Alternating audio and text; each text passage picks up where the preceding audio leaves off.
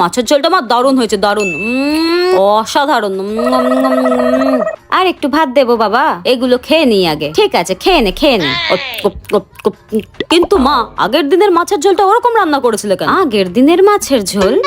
লা লা লা, কি বাজে হয়েছিল আগের দিনের মাছ রান্নাটা। মা সত্যি ওরকম মাছের ঝোল রান্না জীবনে তোমার হাতে খাইনি। ছি, ওরকম মাছের ঝোল কেউ খায়? আগের দিনের মাছের ঝোল রান্না? ও, ওই দিনের মাছের ঝোল রান্নাটা? কিন্তু বাবা, ওটা তো আমি রান্না করিনি, ওটা তো তোর বউ মানে বৌমা রান্না করেছে।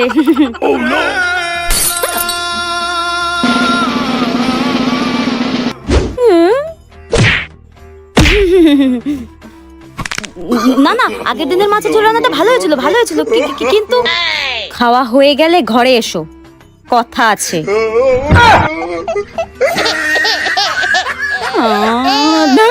বড় লোকদের মায়েরা যেমন হয়। Yes Mrs Malhotra. হ্যাঁ, হোয়াট? আপনার মেয়ের বিয়ে ঠিক হয়ে গেছে? ও ওয়াও, আমার মেয়ের বিয়ে? ও মিসেস মালহোত্রা, কি বলছেন আপনি? আমার মেয়ে তো এখনো খুবই ছোট, একদম কিউট বেবি। আমার বেবির তো এখন বিয়ের বয়সই হয়নি, সবে মাত্র only 26 ইয়ার্স। হ্যাঁ, বিয়ে? No, never. আর আমি আর ওর ড্যাড ওকে বিয়ের ব্যাপারে একদম কিছু বলি না। ও বিয়ে করলে করবে, না করলে না করবে, আমাদের কোনো ইন্টারেস্ট নেই। আর আমি চাই ও বিয়ে নাই করুক, সেটাই ভালো।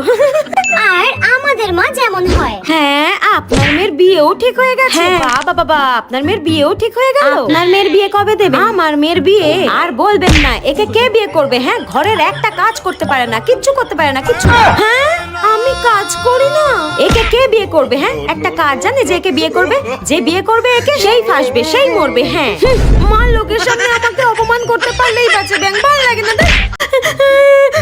ও বেটা, why are you crying? মম, আজকে আমাকে ম্যাম খুব বকেছে। What? But বেটা, why? আমি একটু পড়া পারিনি বলে আমাকে সবার সামনে বকেছে, সবার সামনে ইনসাল্ট করেছে মম।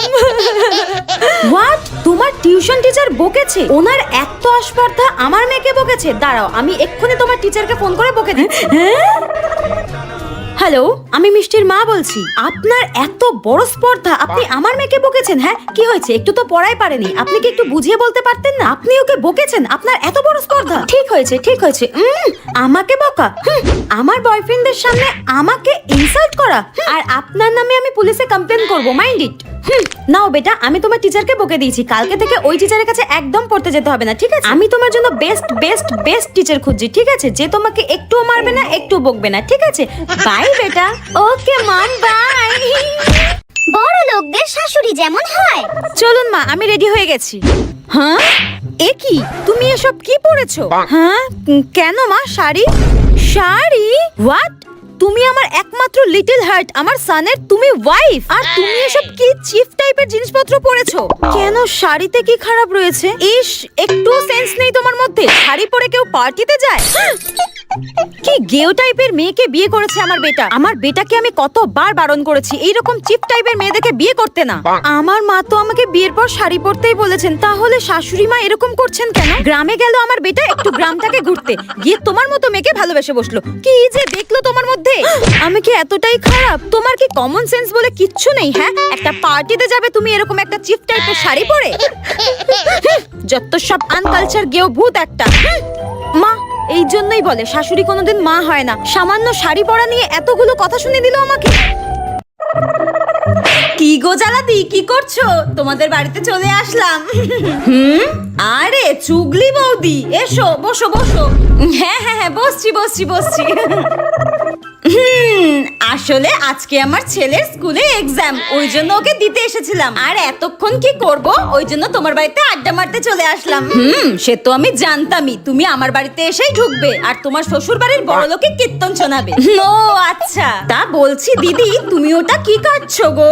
হ্যাঁ, এগুলো আসলে পনির। আসলে আমাদের বাড়িতে পনির ছাড়া কিছুই খেতে চায় না, রোজ রোজ পনির হয়। আর পনিরের কি দাম তুমি তো জানোই। হ্যাঁ, পনির? তোমরা আবার পনিরও খাও? বাবা, উফ বাবা, কি গরম পড়েছে, ফ্যানটা চালাই। উফ, তারপর বলো। তার মানে এতক্ষণ চুপ জালিয়াতি চলছিল? আমি মনে হয় কিছু ভুল করে ফেললাম। করে বাপরে, বড় লোকই চালা খাতা গিয়ে নিজেই ফেসে গেলাম। বড় লোকের মেয়েরা যেমন হয়। লা লা লা লা। হ্যাঁ উফ, এখন আবার এই সময় কে ফোন করছে আমাকে? মেকআপের সময় আমাকে যত ডিস্টার্ব করে সবাই। হ্যাঁ বেটা শোনো না, আমার একটু ফোনটা এনে দাও না প্লিজ। ওকে মম, আমি এক্ষুনি এনে দিচ্ছি। ওয়েট ওয়েট ওয়েট, এক্ষুনি এনে দিচ্ছি। ওকে বেটা। লা লা লা। A few moments later. এই নাও মম তোমার ফোন। হ্যাঁ হ্যাঁ দাও। সো সরি মম, আমি একদম বুঝতে পারিনি আমার হাত থেকে এইভাবে পড়ে যাবে। I am so sorry mom, আমি বুঝতে পারিনি। আমি কান ধরছি, আর কোনোদিনও এরকম হবে না। আরে আরে বেটা, নো প্রবলেম নো প্রবলেম। তুমি এত ভয় পাচ্ছ কেন?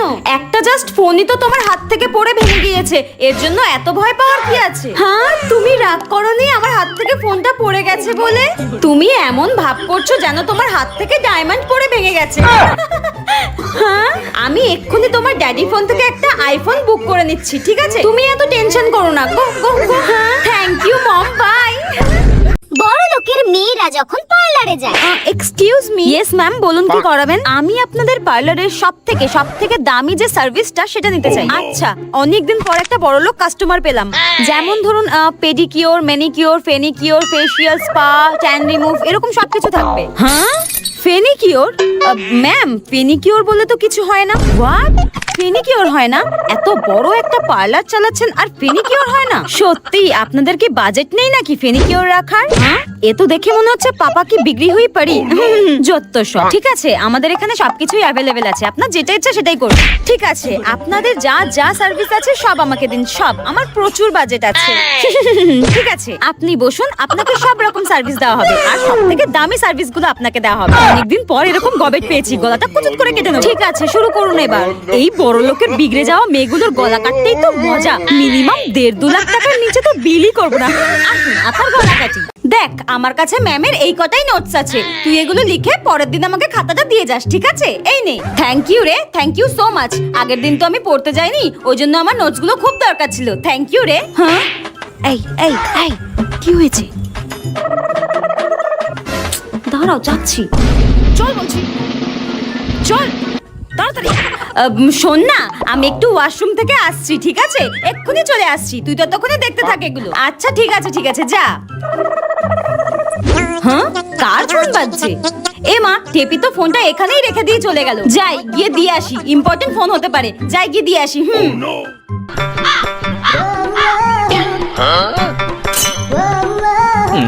টেপি তোর ফোন এসেছে।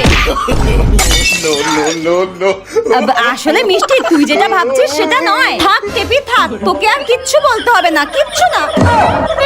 মায়ের জন্য আমাকে সব জায়গায় প্রেস্টিজে পড়ে যেতে হয়, দূর বেশ ভালো লাগে না। এবং এর থেকে জানতে, এই টেপি। হ্যাঁ কি মা, তুই রোজ বিকেলে সেজেগুজে কোথায় যাস রে? হ্যাঁ কেন মা, তুমি হঠাৎ এই কথা জিজ্ঞাসা করছো? আমি তো রোজ বিকেলে পড়তে যাই, তুমি তো জানো। ও ঠিক আছে পর। এই মেয়েটা রোজ বিকেলে সেজেগুজে কোথাও একটা যাচ্ছে, পড়তে যাচ্ছে না আমি শিওর। ঠিক আছে পর, আমি তোর জন্য দুধ গরম করে নিয়ে আসছি, নে পর। কি রে টেপি, কি করছিস? হ্যাঁ হ্যাঁ আরে মিষ্টি, আয় আয় আয়, কেমন আছিস? হ্যাঁ কাকিমা ভালো আছি, তুমি ভালো আছো তো? বাহ আমিও ভালো আছি ভালো আছি। কি রে তুই হঠাৎ আমাদের বাড়িতে? শোন না টেপি, তোকে এই স্যারের কোচিং এ নোটস গুলো দিতে আসলাম। তুই তো 2 সপ্তাহ হয়ে গেল পড়তে আসছিস না। চুপ কর, মা আছে পাশে, চুপ কর। কি হলো তোর, শরীর টরীর খারাপ করলো নাকি? ওই জন্য দেখতে আসলাম। এই নে নোটস গুলো নে। আজকে আমি পুরো শেষ মিষ্টি, তুই আমার চিতা সাজাবি যা। যেটা ভেবেছিলাম সেটাই, এত সেজে গুজে পড়তে যাওয়া। কাকিমা আমি আসলাম, হ্যাঁ তুই আমার নোটস গুলো পরে আমার কাছ থেকে নিয়ে নিস। কাকিমা আসছি, হ্যাঁ। তোকে আজকে আমি ভুলে গেছি।